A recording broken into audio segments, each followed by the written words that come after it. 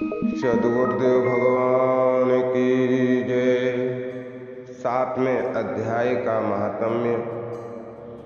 सच्चिदानंद रूपाय विश्वयुत्पत्त्यादहेतवे तापत्रय विनाशाय श्री कृष्णाय वयं नमः।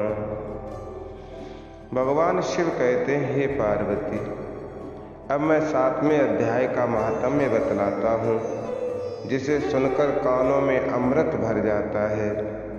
पाटलिपुत्र नामक एक दुर्गम नगर है, जिसका द्वार बहुत ही ऊंचा है। उस नगर में शंकुकर्ण नामक एक ब्राह्मण रहता था। उसने वैश्य वृत्ति का आश्रय लेकर बहुत धन कमाया, किंतु न तो कभी पितरों का तर्पण करता था और न ही देवताओं का पूजन करता था। वह धन के लालच से धनी लोगों को ही भोज दिया करता था। एक समय की बात है, उस ब्राह्मण ने अपना चौथा विवाह करने के लिए पुत्रों और बंधुओं के साथ यात्रा की। मार्ग में आधी रात के समय जब वो सो रहा था, तब एक सर्प ने कहीं से आकर उसकी बाह में काट लिया। उसके काटते ही ऐसी अवस्था हो गई कि मणि, मंत्र और औषधि आदि से भी उसके शरीर की रक्षा न हो सकी। तत्पश्चात कुछ ही क्षणों में उसके प्राण पखेरु उड़ गए और वह प्रेत।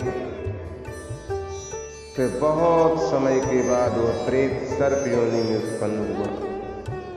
उसका मन धन की वासना में बंधा था। उसने पूर्व वृतांत को स्मरण करके सोचा, मैंने घर के बाहर करोड़ों की संख्या में अपना जो धन गाड़ रखा है, उससे इन पुत्रों को वंचित करके स्वयं ही उसकी रक्षा करूंगा। शाप की योनि से पीड़ित होकर पिता ने एक दिन स्वप्न में अपने पुत्रों के समक्ष आकर अपना मनोभाव बताया। तब उसके पुत्रों ने सवेरे उठकर बड़े विस्मय के साथ एक दूसरे से स्वप्न की बातें कही। उनमें से मझला पुत्र कुदाल हाथ में लिए घर से निकला और जहां उसके पिता सर्प योनि धारण करके रहते थे, उस स्थान पर गया। यद्यपि उसे धन के स्थान का ठीक ठीक पता नहीं था, तो भी उसने चिन्हों से उसका ठीक निश्चय कर लिया और लोभ बुद्धि से वहां पहुंचकर बिल को खोदना आरंभ किया। तभी एक बड़ा भयानक सांप प्रकट हुआ और बोला, अरे मूर्ख, तू कौन है? किस लिए आया? ये बिल क्यों खोद रहा है? किसने तुझे भेजा? पुत्र बोला, मैं आपका पुत्र हूं, मेरा नाम शिव है। मैं रात्रि में देखे हुए स्वप्न से विस्मित होकर यहाँ धन लेने के लिए आया हूं। पिता बोला, यदि तू मेरा पुत्र है तो मुझे शीघ्र ही बंधन से मुक्त कर। मैं अपने पूर्व जन्म के गाड़े हुए धन के ही लिए सर्प योनि में उत्पन्न हुआ। पुत्र बोला, पिताजी, आपकी मुक्ति कैसे हो गई, इसका उपाय मुझे बताइए, क्योंकि मैं इस रात में सब लोगों को छोड़कर आपके पास आया। पिता बोला, बेटा, गीता के अमृत रूपी 7वें अध्याय को छोड़कर मुझे मुक्त करने में तीर्थ, दान, तप और यज्ञ भी समर्थ नहीं। केवल और केवल गीता का 7वां अध्याय ही प्राणियों के जरा, मृत्यु आदि दुखों को दूर करने वाला है।